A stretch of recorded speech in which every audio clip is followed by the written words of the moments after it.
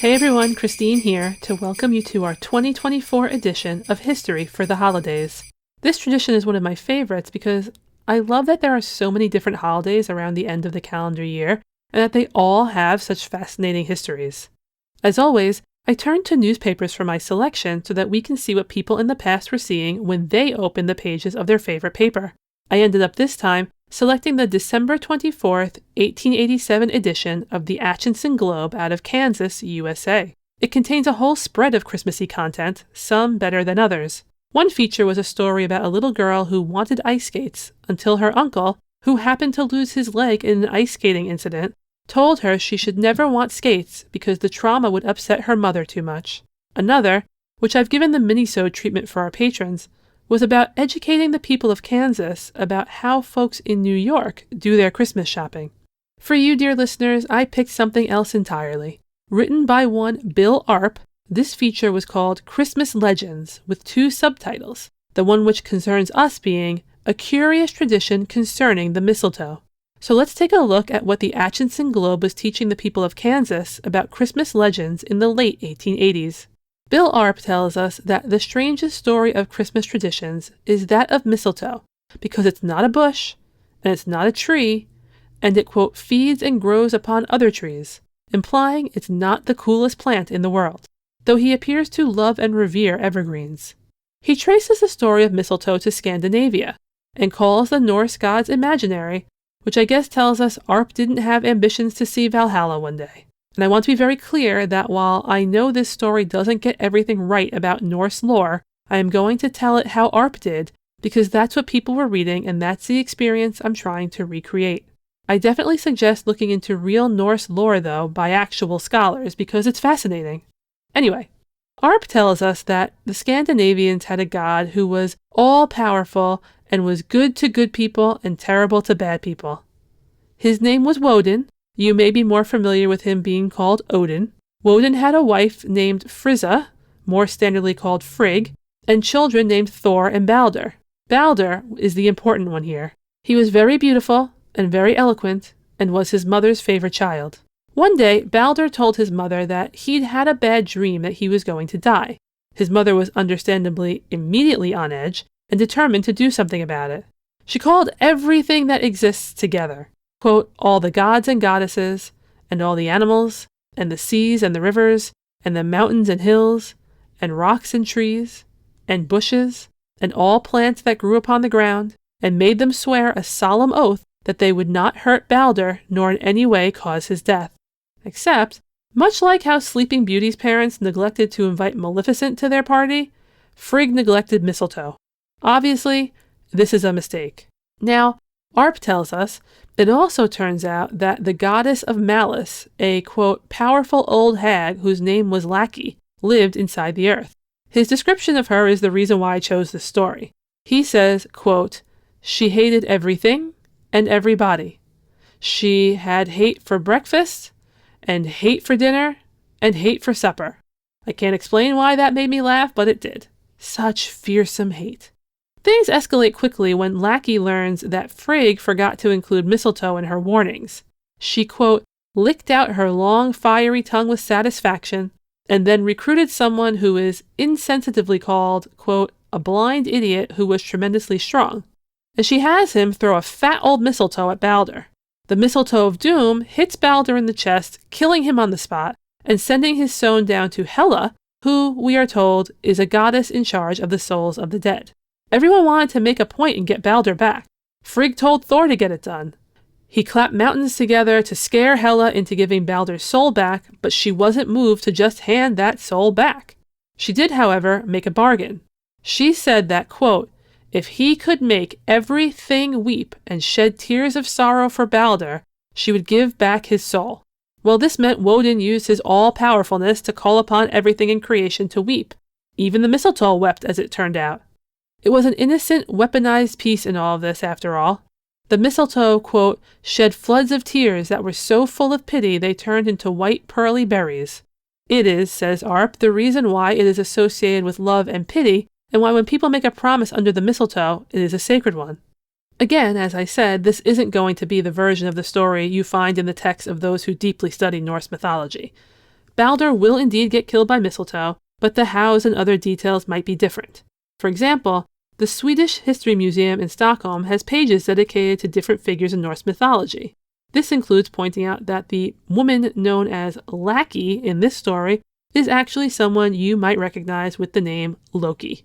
That said, if you were in 1887 Kansas, this could very well have been the only version of the story you ever heard, which is why that's the way I shared it. The spread of information is a fascinating thing. Thank you for joining me for my portion of this episode. However you choose to mark the end of the year, I hope you have a wonderful time, and don't try to kill anybody with mistletoe. Happy holidays. On a winter night, you're sitting in your living room in Wales, and you hear a traditional song being sung outside your door. You pause and ready yourself. You practice a few lines in your head as you walk to the door, ready to meet the merry band of men who have now knocked. When you open the door, you see her, the Mary Lwyd, a horse skull bejeweled and wrapped in a sheet. The battle begins. Hey footnoters, Josh here with a good winter tale for you.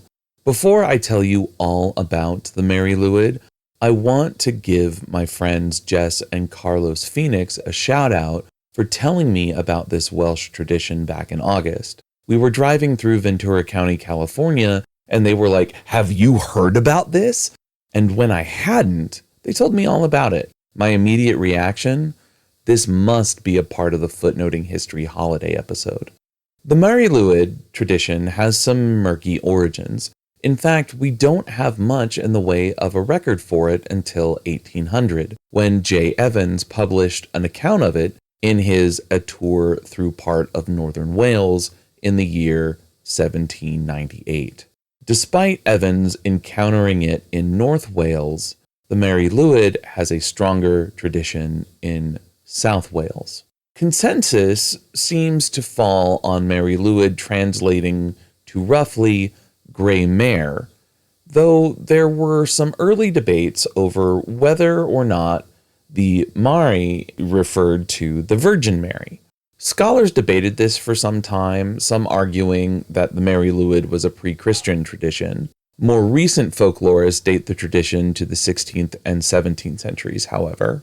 At its core, the Mary Lwyd is a hobby horse and wassailing tradition. Hobby horses could be an episode all on its own, but at their core, they are a costumed character connected to some sort of traditional seasonal celebration. We see them in places all over Europe. Wassailing is going door to door and asking for some sort of treat. Trick-or-treating in the US, for example, is a kind of wassailing. In Wales, the Mary Lwyd was celebrated during wintertime usually. Sometime it could appear as early as Halloween, but it was typically connected with Christmas and New Year's Day. So what exactly is Mary Lwyd and what does she do? Well, she's a horse skull that's been decorated with baubles for eyes, streamers for a mane, and cloaked in a white bedsheet. Often, there's a person under the sheet manipulating the jaw so it makes a snapping sound. A small party of merrymakers, traditionally men, often very drunk, escort the Mary Lwyd throughout the village and approach houses. They sing traditional songs at people's doors and wait for them to answer. When the people of the house open the door, the Mary Lwyd challenges them to a rap battle. Okay, not like Eminem in 8 Mile, but flighting, in Welsh called pwncio. That's spelled Pwnco. Thank goodness for pronunciation guides, but many apologies if I still got it wrong. The battle consists of the Mary Lwyd and its party asking to be let into the house, to which the people of the house must answer with reasons why the party cannot come in. Once the inhabitants of the house could no longer give reasons why the Mary Lwyd and her party could not come into the home, they would be required to allow the party admittance. And of course, they would have to supply beer and food. Now, if the Mary Lwyd party failed to outwit the people of the home, they would sing one last mournful verse, which would always sway the hearts of those in the house. I could see this being an absolute blast of a time, but I'm afraid I would lose to the Mary Lwyd every single time. So as the new year approaches next month, footnoters, you might want to brush up on your rhyming abilities. You may need them if Mari Lwyd comes knocking at your door. Good thing that Kendrick Lamar album just dropped. Take some notes. Hello, footnoting history friends. It's Kristin here to finish our holiday episode off with, of course, some Jewish and culinary history for you. I know I've said before that medieval and spooky are probably my two favorite topics, but Jewish history and food are my other two favorites. It adds up. Trust me. Traditionally, we Jews like to eat. And at Hanukkah, the Festival of Lights, that commemorates the rededication of the temple in Jerusalem by the Hasmonean Jews on the 25th day of the Hebrew month of Kislev, well, there's a lot of oil involved. In the story, then in the menorahs, and at the table, and there are lots of ways you can go. Donuts are a particular favorite, but if you're like me, fried potatoes are where it's at. Friends, I speak to you of the latke, the delicious, delicious latke, which is now, usually, a potato pancake that comes in many varieties. Some people put yeast or baking soda in them. Some people like to add a little or a lot of flour. Depending on the country of origin, there might be sesame seeds. There's a huge debate in Ashkenazi or Eastern European households about whether you should top them with sour cream or applesauce. I'm a sour cream woman myself. I basically put that stuff on anything I can, but the applesauce community is loud and resolute. Polish and Russian Jewish immigrants to America in the later 19th and early 20th century went the potato route because that's what they were used to back home. And potatoes were pretty cheap. Lithuanians ate buckwheat pancakes, but the Polish and Russian communities were the largest, and they all fried them in fat. And for Eastern European Jews, that fat was schmaltz, or rendered chicken fat, which, yes, is delicious, but is also really laborious to make enough to fry stuff in. In the immigrant communities in the American cities, food producers figured this out fast, and Crisco and Mazola oil started marketing to people in Yiddish, promising them that their products would make their holiday cooking much easier. And they did. Point being, latkes are delicious. And latkes have been a part of the Hanukkah celebrations for a very long time. The idea of a vegetable pancake fried in oil to celebrate Hanukkah has been around since before there were even potatoes in Europe. There's even a 14th century poem about them. Look at me bringing in medieval stuff too. The poem was written in 1322 by Colonimus ben Colonimus, a French rabbi who lived in Italy for a while, which is possibly where he wrote this poem. It goes, in English translation with a few sidebar explanations from me, quote, "In the 9th month of Kislev, in order to honor Mattia ben Yohanan, the renowned," this is the original leader of the Maccabean rebellion against the Syrian Greeks in the 2nd century BCE, who were the ones who desecrated the temple in Jerusalem in the first place. Mattia had 5 sons, and one of them is Judah Maccabee, who you may have heard of. And the Hasmoneans, those were his sons and their followers. The important women should gather knowledgeable about making food and cooking levivot, that's the latkes, large and round, the whole size of the frying pan, and their appearance good and ruddy, like the appearance of the rainbows. They bake the dough and make different kinds of tasty food from the mixture. Havitz, this is actually a Greek dish made with a kind of grain meal and dairy like milk and butter in the pot, and porridge. And above all, they should take fine wheat flour and make sufganin. Those are the donuts now, but could be a kind of fried dough here. And iskaratin. This is also possibly a Greek dish that's a kind of cake that you dip in honey after it's baked from it. And the drinking should be what is proper to festivals, with joy over every single cup to convey evil to Nicanor and Bagris, the evil Seleucid generals. Bagris was also a governor. And suffering to Antiochus. That's the evil king who defiled the temple. And yeah, Colonimus. I also love that these latkes are giant. Kind of reminds me of a Spanish tortilla. Also delicious. Hannah Goodman's famous book, Jewish Cooking Around the World, includes recipes for fruit latkes with orange juice and pineapple chunks. I'm going to pass on that, and cottage cheese latkes. Also, that's a hard pass for me.